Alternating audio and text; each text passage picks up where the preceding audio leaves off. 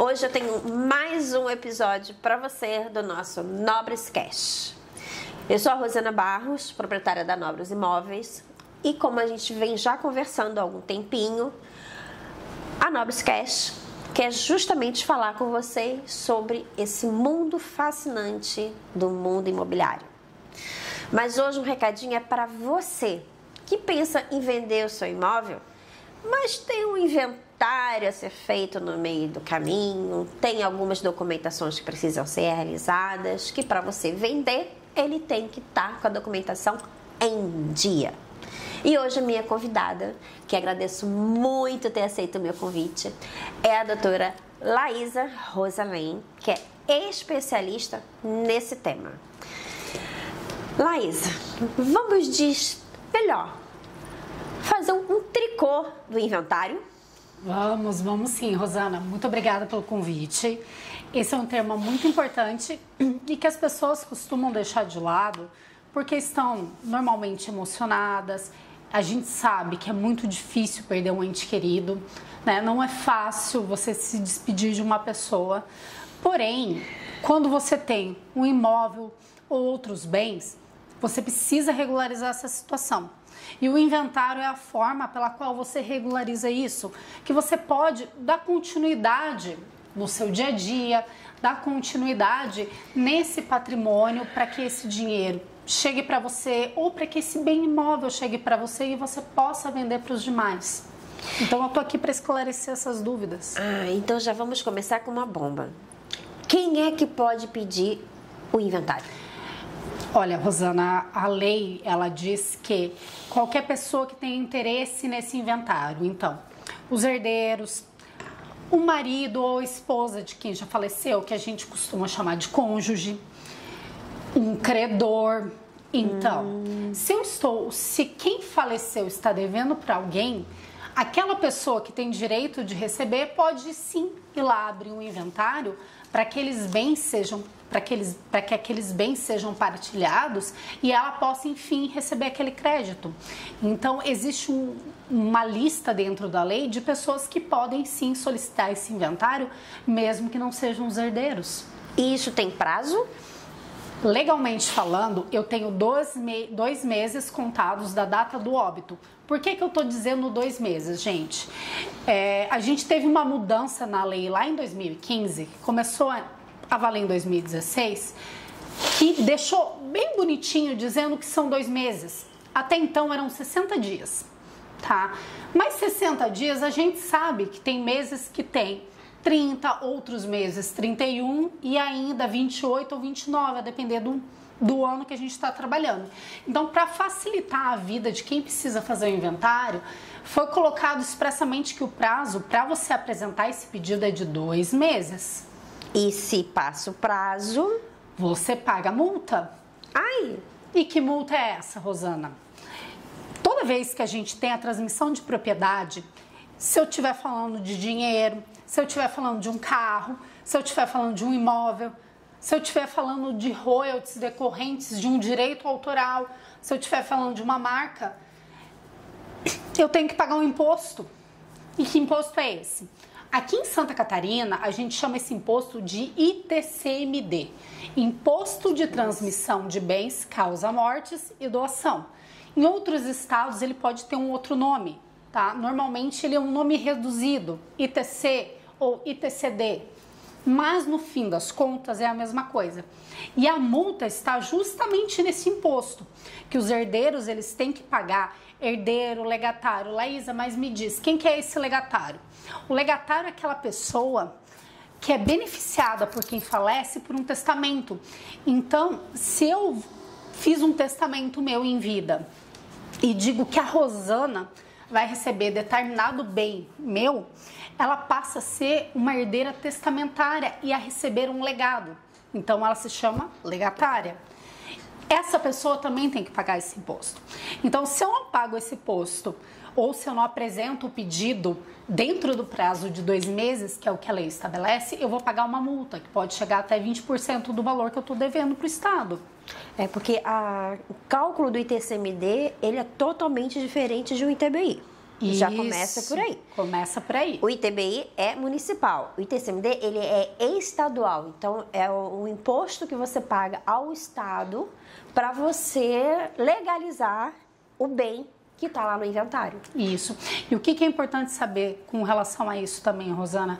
Como ele é um imposto estadual, eu vou mudar esse imposto de estado para estado. Por quê? Porque o estado ele vai ter uma liberdade dentro de determinados limites para dizer qual é a alíquota, né? Quantos porcentos desse patrimônio eu vou pagar de imposto para receber esses bens. Por exemplo, no estado de Santa Catarina, a gente tem uma alíquota progressiva do ITCMD. Então, ela começa em 1%, quando eu estou falando de morte, tá, gente? Ela começa em 1% e pode chegar a 7% do valor daquilo que eu estou partilhando. Cada estado tem uma regra diferente. E outra coisa que é importante, quem tem bens para receber saber, é que quando eu falo de transmissão de bens imóveis, que é o que a Nobres Imóveis trabalha, eu tenho que saber que o imposto que eu vou pagar não é da onde a pessoa que morreu morava, é o imposto de onde o imóvel está situado. Então, se, por exemplo, eu morava em Santa Catarina e faleci, mas eu tenho um imóvel, por exemplo, no estado de São Paulo, eu vou ter que recolher esse imposto lá no estado de São Paulo sobre esse imóvel que está localizado lá em São Paulo. Então, se eu moro em Santa Catarina e o que eu estou herdando é de um outro estado, eu posso fazer o inventário por Santa Catarina, mas eu tenho que pagar o imposto do estado da onde está o imóvel. Exatamente. Eu faço o inventário em Santa Catarina porque a residência de quem morreu é o lugar que determina onde o inventário tem que ser feito. Por que é importante eu dizer isso? A gente teve recentemente a reforma tributária. E uma das coisas mais importantes que essa reforma mexeu com relação a esse imposto foi justamente isso, porque eu tenho duas possibilidades de fazer o meu inventário, né? A lei ela me diz que eu posso fazer um inventário judicial, que é onde eu apresento para o juiz, né, da vara, da cidade, né, da comarca, onde a pessoa que faleceu morava. Então, é importante ter em mente isso. O endereço, a definição de onde é que eu tenho que fazer o procedimento de inventário judicial é a residência de quem faleceu. Não, de quem faleceu. Exatamente, é a última residência de quem faleceu. Independente de onde é o imóvel. Independente de onde é o imóvel. Eu tenho que declarar a existência desses bens no lugar onde a pessoa faleceu. Eu tenho que ir lá para o juiz daquela cidade, se aquela cidade tiver fórum, né, porque nem toda cidade tem, se eu for fazer o inventário judicial. Até a reforma tributária era só o inventário judicial que tinha essa regra. Hoje eu estou sabendo que dependendo da situação, você pode fazer no cartório. Exatamente. Então, lá em 2008, eu passei a poder fazer um inventário no cartório, que é um inventário, tecnicamente falando, mais rápido. Por quê? Porque você não vai depender de movimentar toda a máquina judiciária para analisar o teu pedido. Ele é muito mais simplificado. Em alguns estados pode ser mais caro? Pode. E tem outras regrinhas. Por exemplo, eu tenho que estar com toda a situação em ordem, eu tenho que ter todas as certidões negativas dos imóveis da pessoa que faleceu. Quando eu digo certidões negativas, eu estou dizendo do estado, do município onde essa pessoa morava, do imóvel que ela está partilhando. Então tem que estar tudo redondinho para eu poder fazer no cartório. Até a reforma tributária, eu podia pegar essa escritura e fazer onde eu quisesse. Eu moro em Santa Catarina, mas eu quero fazer essa escritura no Paraná. Ok, não existia nenhuma proibição para isso. A reforma tributária, ela mudou um pouquinho esse contexto. Então agora, mesmo que eu faça no cartório, eu sou obrigada a fazer num cartório da cidade, né, ou do estado, onde a pessoa que faleceu morava. Certo? Isso quando eu tô falando de Brasil. Quando a gente fala de pessoas que moram no exterior, a história é outra e nós não vamos falar disso hoje. Não, no outro dia a gente vai. Exatamente. Porque aí o buraco é mais embaixo, tá? Exatamente. Então, a partir do momento que eu acabo com isso, então fica certo qual é a alíquota, qual que é o tributo, porque antes eu tinha uma guerra fiscal entre os estados. Porque quando eu falava de partilha de dinheiro e não de imóvel, se eu escolhesse fazer um estado onde a alíquota era mais baixa, eu ia pagar a alíquota do estado onde eu estava fazendo para partilhar dinheiro. Agora não. Agora eu sou obrigada a fazer no estado de domicílio da pessoa que está sendo inventariada. Então o imposto que vai ser recolhido vai para esse estado. E com isso, os herdeiros podem escolher um deles para ser o inventariante? Via de regra, né, observando a lei, normalmente tem uma ordem para você escolher quem vai ser o inventariante. Então, suponhamos que a pessoa é casada. A regra diz que quem vai ser o inventariante é o cônjuge, né, o esposo ou a esposa que sobreviveu. Se essa pessoa não quiser, aí eu vou seguindo uma ordem. Eu vou pro filho mais velho, eu vou chegando ou pro filho ou pra pessoa que estava na administração dos bens quando aquele herdeiro veio a falecer. Quando a pessoa veio a falecimento. Então eu tenho uma ordem na lei para seguir de quem vai ser o inventariante.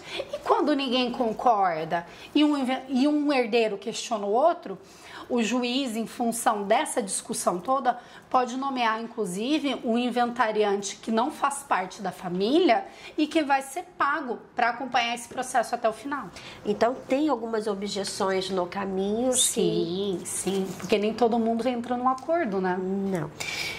Laísa, sabe aquele inventário que eu acho que... eu já fiz uma venda, se eu te contar... 13 herdeiros. Gente, é de morrer. Na verdade, daí é de chorar. E para piorar, uma das herdeiras se casou com um alemão. Mas um alemão que veio, quando veio para o Brasil, ele veio com registro de... Gente, eu não falo nada de alemão, tá? Estou chutando, tá? José Schumas, vamos lá. Só que lá na hora de registrar, botou um Schumas com um M. Quando ele casou, foi um Schumas com 2 M. E quando ele faleceu, não ficou nada parecido. Então teve que primeiro resolver toda essa parte documental do casamento dela com o consolado, para depois dar continuidade no inventário. Então imagina, 12 irmãos queriam matar a terceira. Imagina. Porque demorou, gente.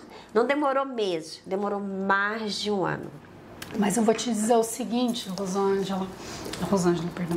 Pera, tem como cortar? Não, mas pode me chamar. Tô tão acostumada a me chamar de Rosana, de Rosana. Não precisa se preocupar, Laísa. Então, perdão, é que eu engasguei daí. Então, na verdade, assim, quando eu tenho essas situações que causam um complicador, e, por exemplo, eu preciso muito vender um imóvel e todos os herdeiros estão de acordo com a venda desse imóvel, o que eu posso fazer? Se eu estou trabalhando com inventário judicial, eu posso pedir para o juiz uma autorização para a venda desse imóvel. Só que qual é a diferença? Esse dinheiro não vai ser depositado diretamente para os herdeiros. Vai para uma conta? Vai para uma conta judicial que vai ficar rendendo lá como se fosse uma poupança, enquanto se resolve essa questão. Ou, dependendo do entendimento do juiz e da situação, se eu tenho vários herdeiros em que a situação tá legal, tá ok, eu posso autorizar determinados levantamentos. O que são esses levantamentos? Eu pegar uma parte desse dinheiro, desde que eu justifique para o juiz o porquê que eu preciso desse dinheiro. É fácil? Não é fácil. Tem que ter boa vontade dos herdeiros que estão envolvidos, tem que ter boa vontade do advogado que está envolvido, tá? Mas eu vou te dizer que resolveu rápido essa situação em um ano. Então, às vezes demora mais. Imagina! E eu vou dizer, eu não sou corretora há mais de 20 anos. Durante meu caminho, antes de abrir a Nobres, eu tive a oportunidade de conhecer a Isa, que trabalhava, uma das imobiliárias que eu trabalhei, e ela sempre foi muito criteriosa. E a empresa em si também tinha os advogados para resolver.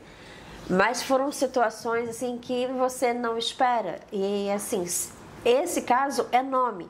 Agora, imagina se você tem um menor ou se você tem uma pessoa, mesmo que seja menor ou maior de idade, mas que é tutelada por alguém, o juiz ele pode fazer certas decisões para proteger justamente a parte que está incapaz. Sim, eu tenho uma diferença, tá? Até agosto desse ano, eu era obrigada a fazer um inventário quando tinha uma pessoa menor de idade no Poder Judiciário. Por que eu era obrigada a fazer no Poder Judiciário? Porque automaticamente, quando eu trago um menor, uma pessoa incapacitada para o processo, além dos advogados que estão lá dentro, eu tenho que trazer o Ministério Público, o promotor de justiça, para olhar aquele processo se o que está sendo feito ali dentro está certo.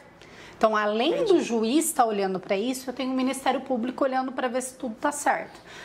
Mas eu tive um entendimento recente do Conselho Nacional de Justiça que permitiu, em determinadas situações, eu fazer um inventário em cartório, mesmo que eu tenha menores envolvidos, desde que haja consenso, desde que sejam respeitados os limites de divisão de bens que constam da lei, que vai ser analisado ali pelo cartorário para dizer, não, essa situação é uma situação que não está prejudicando o menor, para que eu possa fazer esse inventário também em cartório. Mas o normal é que o inventário que envolva a pessoa com algum tipo de incapacidade, seja uma incapacidade decorrente da lei, que é quando eu falo de menor de idade, ou seja uma incapacidade decorrente de alguma questão de saúde, normalmente eu sou obrigada a levar para o Poder Judiciário para que haja essa fiscalização se o direito dessa pessoa que está com o discernimento não pleno, o discernimento limitado, está sendo observado. Uma curiosidade que eu ouvi falar no outro dia, mas achei um nome muito estranho, Mas dizem que é bem importante. O que é colação no inventário? Colação é o seguinte, Rosana. Quando a gente está vivo, a gente tem um direito levemente limitado de fazer o que a gente quer com os bens que a gente tem. Sério? Sim, eu digo levemente limitado porque se você tem mais de um filho, você não pode doar tudo para um filho só ou para qualquer outra pessoa. Eu tenho uma coisa no direito brasileiro que se chama de legítima, que são os herdeiros que a gente diz que são os herdeiros necessários. Eu não posso prejudicar esses herdeiros. Então a lei me diz que eu não posso dispor, Eu não posso fazer o que eu quero com mais de 50% do meu patrimônio. Eu trabalho, eu construo, eu ganho, eu faço bem e não posso fazer o que eu quero. Não, 50% você tem que deixar lá bonitinho, sem doar, tá, gente? Eu não tô dizendo aqui de vender. Se quiser vender tudo e curtir a tua vida nas Maldivas, vai. Agora, doar para um filho, doar para alguma pessoa que eu gosto, não, eu não posso fazer mais do que 50%. Então, o que é a colação? Eu sou mãe da Rosana e de uma outra pessoa, só que meu outro filho só me deu dor de cabeça. Então, o que eu vou fazer? Eu vou doar tudo que eu tenho para Rosana. Porque o outro vai jogar tudo fora. O outro vai jogar tudo fora. Mas eu sou obrigada a dizer lá na minha doação de que esses bens estão saindo da minha parte disponível. Que é os 50%. Eu não estou mexendo naquele 50% que está garantido para os dois. Prestem atenção. Não é os 50% vai só para um. Não, gente. 50% vai ser dividido em quantos herdeiros eu tiver. Se eu tiver 10 herdeiros, vai ser dividido em 10. Se eu tiver 2, vai ser dividido em 2. Se eu quiser desses 10 beneficiar um com 50%, esse um que eu beneficiei também vai entrar na divisão do resto. Então significa que eu vou ficar com a maior parte do biscoito? Sim, mas não pode ficar com tudo.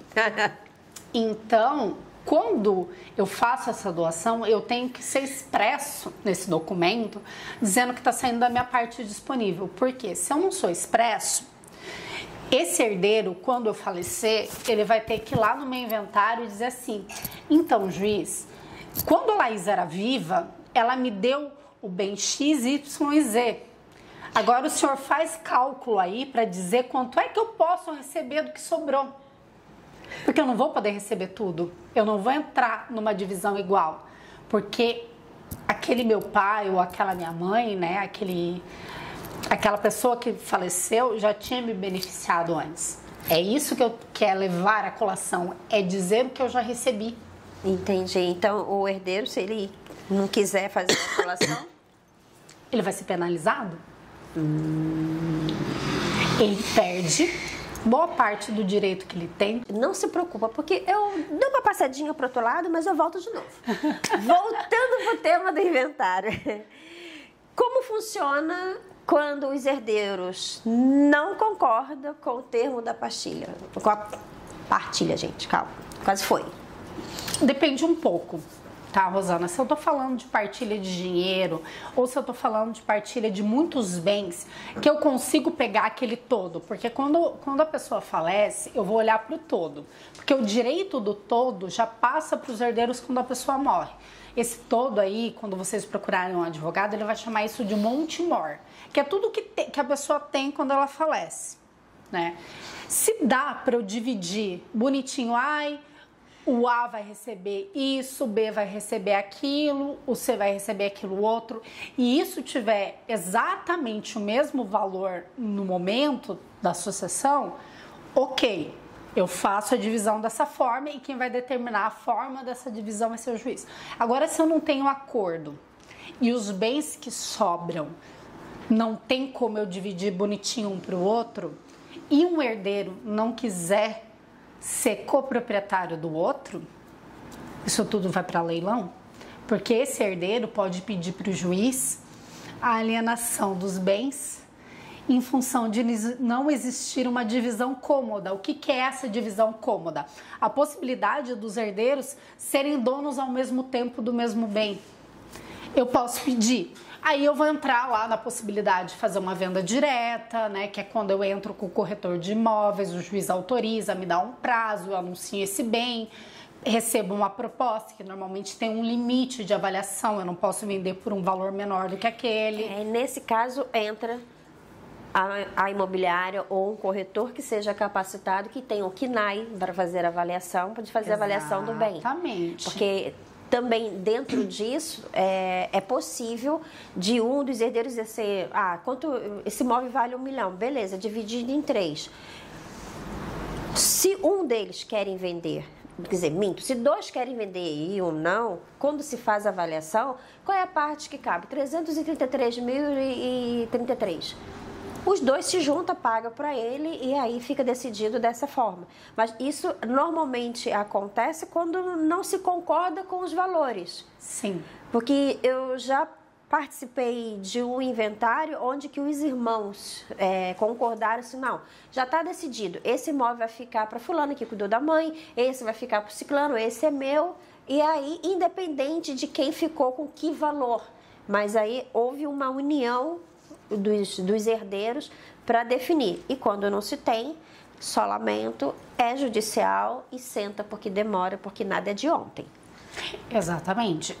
E tem uma outra situação em que a presença do corretor, principalmente aquele corretor que tem a capacidade, né, certificado de avaliação, é muito importante, porque assim, toda vez que eu vou fazer o inventário de um imóvel, eu vou declarar o imposto que eu falei lá atrás, o ITCMD, eu declaro o valor pelo qual esse imóvel está no mercado, porque a lei ela me diz que eu tenho que declarar o valor venal.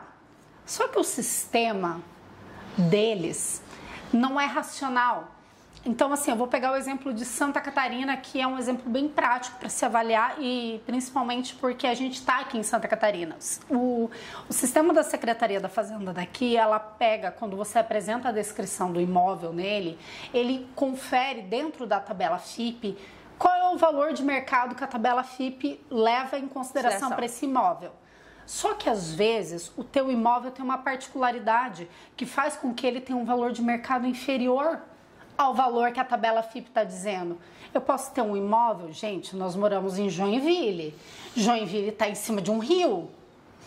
Eu posso ter um imóvel a menos de 15 metros, a menos de 30 metros de um rio. Eu posso ter um imóvel numa nascente, eu posso ter um imóvel com uma reserva legal. Um imóvel que entra água quando chove. Exatamente. Então, esses detalhes a tabela FIP não leva em consideração. Então, quando você está fazendo lá a tua declaração e você lança um valor do imóvel que seja inferior ao da tabela FIP, o sistema te dá um alerta. Olha, você estava lançando esse valor. Você tem certeza que você vai botar esse valor? Porque a tabela FIP diz que é outro. Tem certeza? Vai seguir? Beleza, vai seguir. Então, se você vai seguir com esse valor menor, é importante ter essa avaliação de um corretor. Por quê? Se um dia a Fazenda vier te questionar, quem que é a Fazenda? É o Estado de Santa Catarina, gente. Vier te dizer que, escuta, você está me devendo tanto porque você declarou seu imóvel por X, mas ele vale 2X. Não. Tá aqui, ó. Um laudo dizendo que ele vale menos por causa disso, disso e daquilo. Por isso da necessidade de esse corretor, ele tem o KNAI, tá?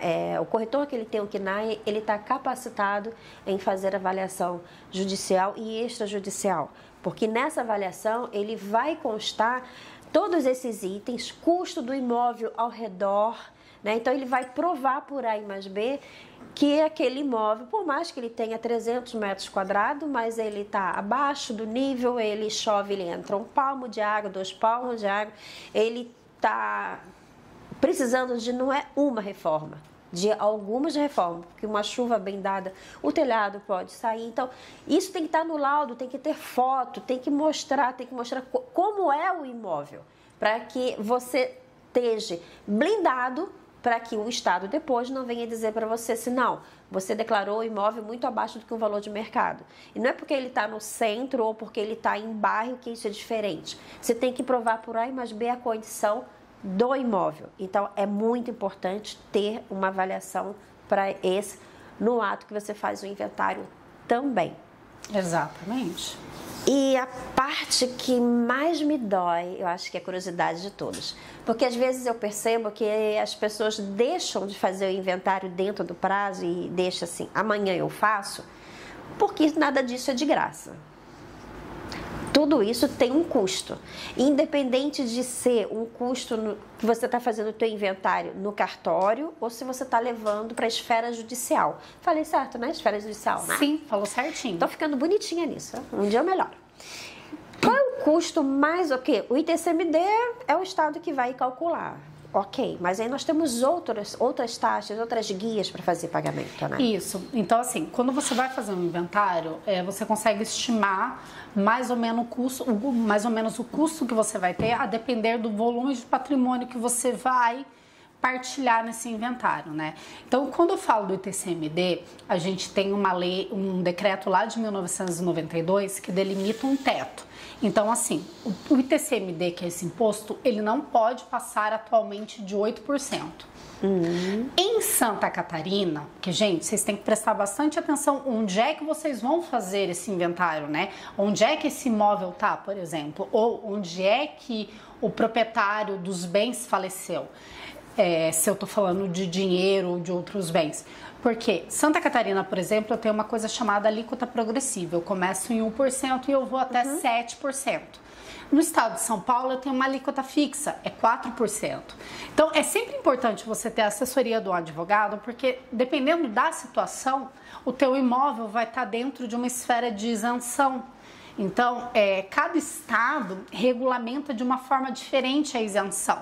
Então, existe, são poucas pessoas que são beneficiadas, depende de que média de renda eu estou falando, depende de que tipo de propriedade eu estou falando. Se eu estou falando, por exemplo, do único imóvel onde aquela família reside, aqui em Santa Catarina, infelizmente, vocês vão ter que pagar imposto. Mas se o seu imóvel é lá em São Paulo, não. Até determinado valor, né, que você pode ficar isento. Você pode ficar isento. Então, é bem importante você analisar isso dentro de cada estado. E um advogado vai poder te ajudar com isso. Outro custo que você vai ter. Na justiça, quando você entra no judicial, você vai pagar as custas processuais. E, novamente, eu vou cair na situação de que cada estado calcula as custas de uma forma. No estado de Santa Catarina, atualmente, eu tenho um teto de despesa processual que chega ali na casa dos 6 mil e poucos reais. Então, como que é calculado esse valor? Ele vai levar em conta o valor dos bens que estão sendo partilhados também. Então, quanto maior o valor dos bens, maior é o valor que eu vou pagar. Além desse custo, eu sempre tenho que lembrar das certidões que eu vou ter que retirar. cartório de registro de imóveis, cartório de registro civil, porque eu tenho que demonstrar regime de casamento de quem faleceu, a certidão de óbito atualizada, porque vai que o morto ressuscita. Vai que o morto não morreu, né? Então... Vai que o morto não morreu. Então eu tenho ainda esses custos de registro civil e tudo isso vai depender também do estado onde está esse documento, do número de herdeiros que eu tenho. Então, quanto mais herdeiros eu tenho, mais certidões do registro civil eu vou precisar. Quanto menos herdeiros, menos certidões. Se esse estado está fornecendo uma certidão que tem as informações necessárias, porque aí a gente tem 2 tipos de certidão. Tem uma que é um breve relato, que é só um resuminho, e tem a inteiro teor, que é mais cara e que tem mais informações. Então, depende muito de cada estado, né? Então, eu tenho que pensar que eu tenho esses custos. Se eu vou fazer um inventário em cartório, ao invés de ter as custas que eu vou pagar para o Poder Judiciário, eu vou ter os emolumentos. Então, isso tem como estimar, eu não posso te dizer um valor X, porque depende. Passa de 5. Depende muito, porque, por exemplo, os emolumentos, você pode olhar na tabela de custas daqui de Santa Catarina, dos cartórios de notas, de registro. Lá você consegue estimar certinho. Melhor os valores. E cada estado tem a tua tabela. Cada estado vai ter um custo diferente. Então, se você não quer pagar multa, não adianta. Não tem como correr. Você vai ter que fazer o inventário. Então, você que é o herdeiro, que está recebendo, né? Você já está recebendo. Aconselho a você não esperar e fazer o inventário o quanto antes, para não pagar a multa. E se realmente não tiver condições, porque se eu não me engano, o ITCMD, pelo menos no estado de Santa Catarina, já pode ser parcelado. Você paga, claro, que não é em 10 vezes sem juros, tá? Tem juros. Primeira coisa, tem uma lei já possibilitando o parcelamento desse imposto aqui em Santa Catarina. Só que ela vai começar a valer só em janeiro. Qual é o grande problema disso?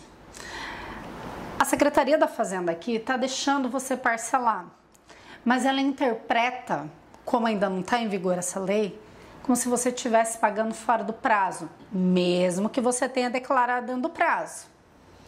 E ela vai te cobrar uma multa que começa em 0,3% por dia. Que você passou do prazo de 2 meses para declarar o seu imposto.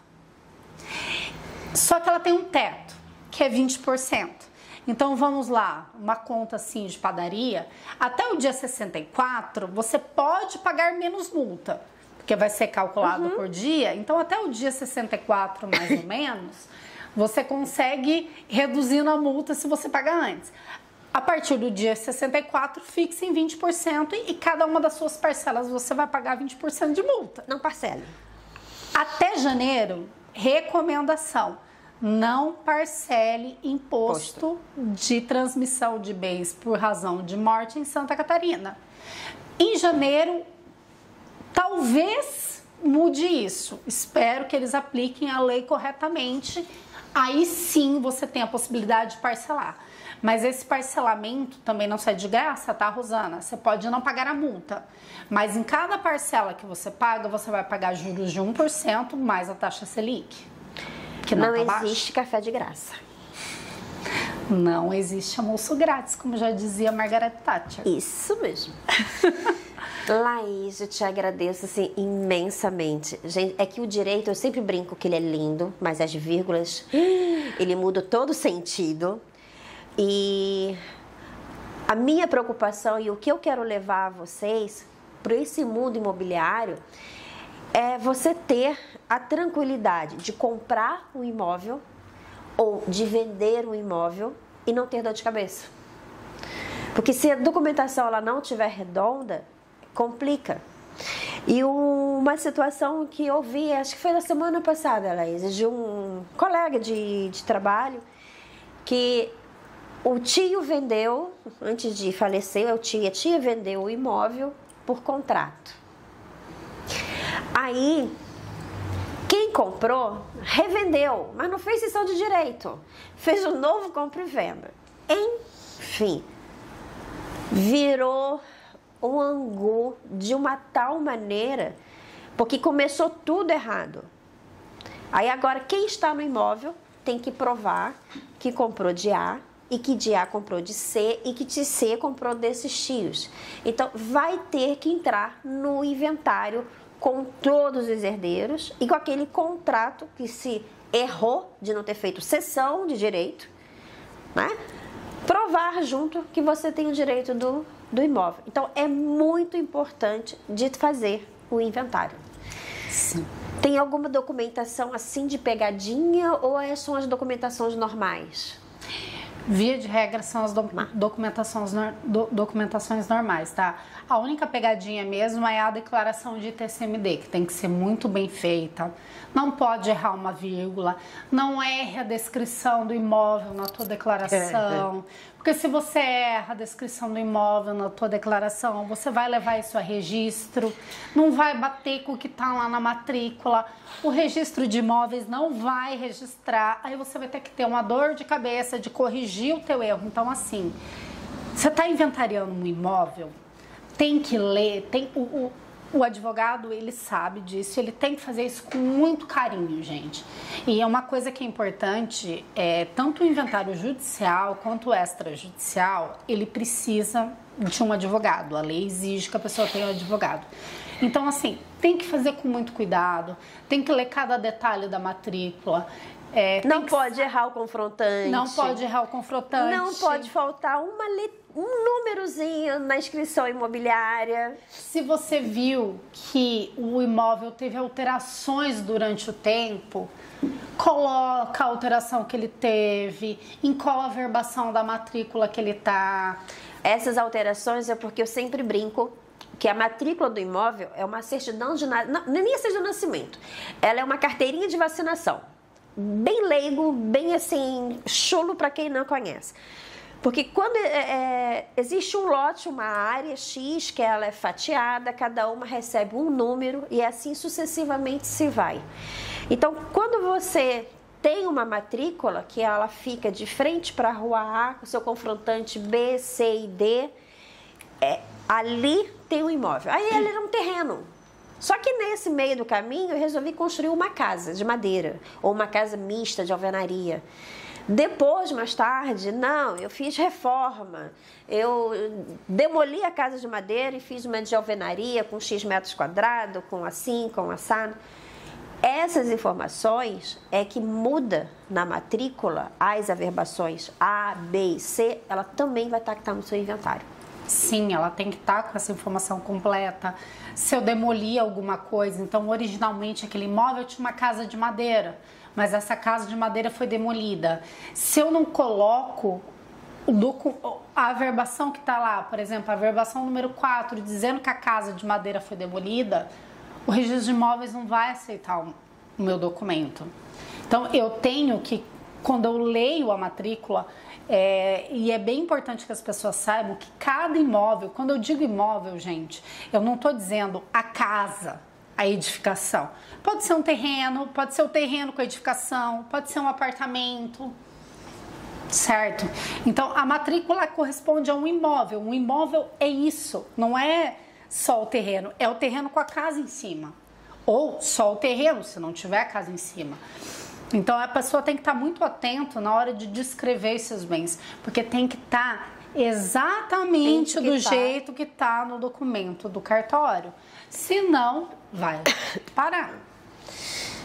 Laís, muito obrigada, mas eu quero te trazer mais vezes com mais temas, porque são temas polêmicos e temas que você precisa saber. Você que está aí, tem dúvida? Me manda um WhatsApp. Me manda um descritivo lá no nosso Insta ou no nosso próprio canal do YouTube. Vai lá no Nobrescast, conheça o nosso trabalho e deixa a sua mensagem e nós convidamos a doutora para vir justamente degustar essa brincadeira de desvendar o direito. Muito obrigada pelo convite, espero ter ajudado alguém. E estamos à disposição para esclarecimentos de mais dúvidas e à disposição para conversar contigo de novo, Rosana, assim que quiser. Me espera que a gente tem. Esse é o nosso segundo episódio desse ano de 2025, mas teremos o terceiro, o quarto e o quinto e teremos mais doutora Laísa para conversar com a gente. Muito obrigada. Eu que agradeço.